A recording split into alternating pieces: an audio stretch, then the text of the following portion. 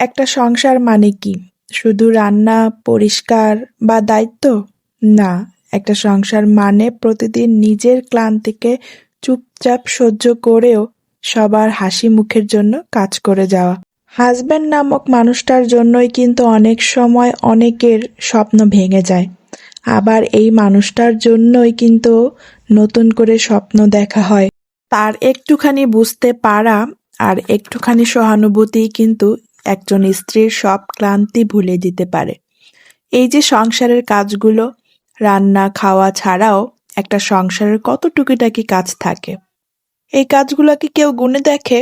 দেখে না। কিন্তু এই ছোট ছোট কাজের মাঝেই একটা পরিবার টিকে থাকে। একটা ঘর ঘর থেকে বাড়ি হয়ে ওঠে। অনেকেই ভাবে ঘরে থাকা সহজ, কিন্তু একজন গৃহিণী জানে এই সহজটার ভেতরে কত না বলা কষ্ট আর কত নিঃশব্দ ভালোবাসা লুকিয়ে থাকে। কত জনের কত রকম আবদার থাকে তার কাছে। তেমনি আমি আজকে আমার মেয়ের আবদারেই এই চপ বানাচ্ছি। প্রতিদিনের প্রায় একই রকম খাবারের বাইরে আজকে রাফি একটু অন্যরকম কিছু খেতে চেয়েছিল। তো ওর আবদার রাখতেই এটা ট্রাই করা। ভাবলাম আমারও নতুন কিছু ট্রাই করা হবে আর ওরও মন খুশি হয়ে যাবে।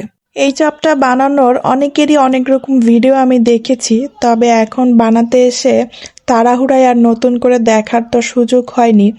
ওই মাথায় যা ছিল আর মনে যা চেয়েছে তাই মিলে ঝিলে কিছু একটা তো হয়েছে আর কি। তবে একেবারে খারাপও হয়নি। যা হয়েছে আলহামদুলিল্লাহ ভালোই হয়েছে। আমার মেয়েরা আর মেয়েদের বাবা খুবই খুশি। দিন শেষে ওদের খুশিটাই তো আমার কাছে সব, তাই না? এই যে সংসারের ছোট ছোট কাজগুলো, এই কাজগুলোর মধ্যে কিন্তু অনেক ভালোবাসা জড়িয়ে থাকে। আমার কিন্তু কাজ প্রায় শেষের দিকেই। এই চপগুলাকে এখন আমি গরম তেলে দিয়ে একদম সুন্দর করে মুচমুচে করে ভেজে নিব। ভাজার সময় কি যে সুন্দর একটা স্মেল আসতেছিল, উফ, এত ভালো লাগতেছিল স্মেলটা। যাই হোক, ভাজা শেষ, এখন আমি এগুলাকে তুলে নিচ্ছি। কালারগুলাও কিন্তু খুবই সুন্দর হয়েছে। হ্যাঁ, তবে দুই একটা একটু বেশি ভাজা হয়ে গেছিল, কালচে কালচে হয়ে গেছে। তারপরও খেতে ভালো লাগছে।